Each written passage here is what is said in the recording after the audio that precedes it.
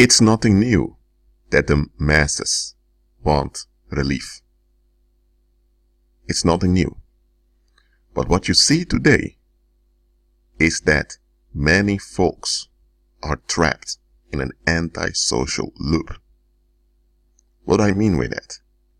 In previous ages or in previous generations, you still needed contact with other people if you sought relief. Yes, you had looners. You always had them.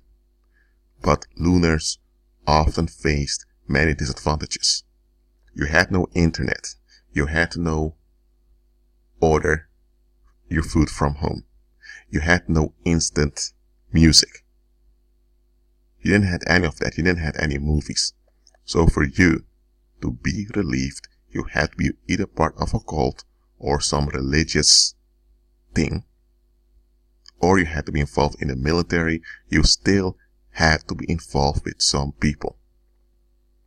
It was simply not possible to be in complete solitude and remain alive.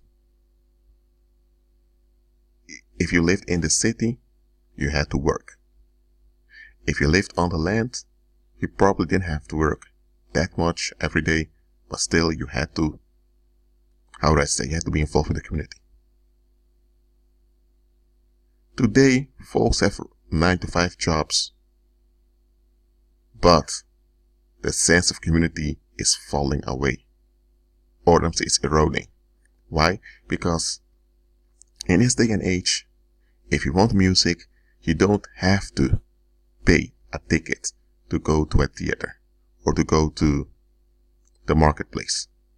You can just sit on your lazy behind on your mobile phone and you can play whatever music you want, whenever you want. In previous ages, you had to wait for someone to perform and you had to witness the event with other people. If you want to know some information, you can go on Wikipedia or you can go online. You have many sources. Of course, you need to check them.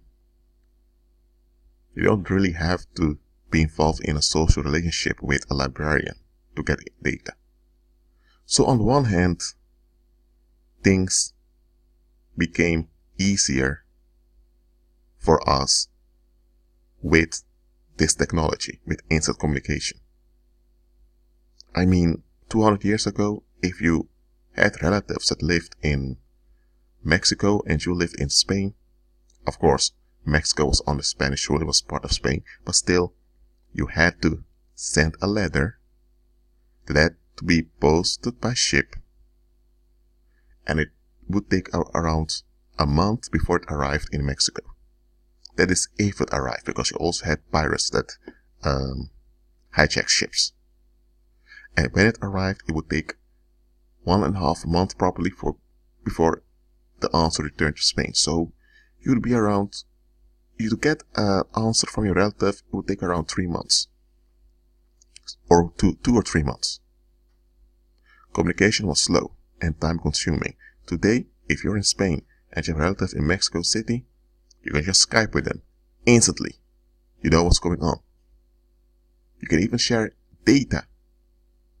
You even have the ability to take snapshots of events. We call them pictures. All this technology, there's nothing wrong with it. But what happens is, people use it to relieve themselves. And this is what they turn into. Now they don't really walk like this out there as operating corpses.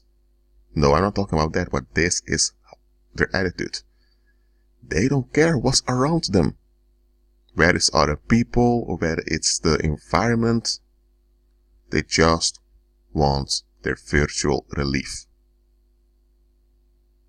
And this is not normal, folks. This is not normal and it's not natural. To have a virtual space, there's nothing wrong with it.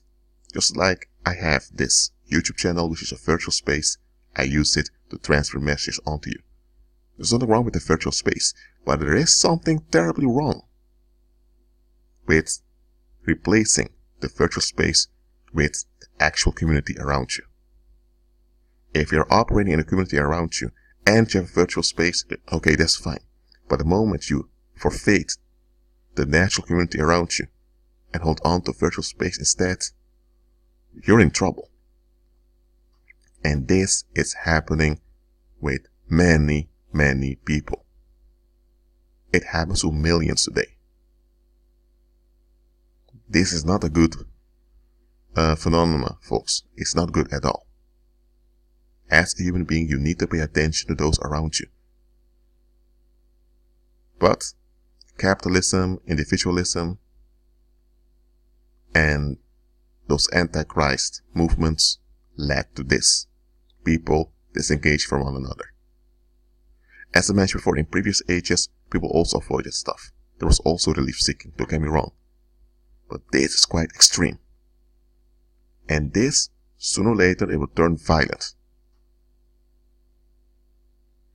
So I'm not saying that virtual spaces are evil. Absolutely not. Virtual spaces are virtual spaces. Just know that they are tools, not an end in themselves. Well, keep agreeing with Christ and be at peace.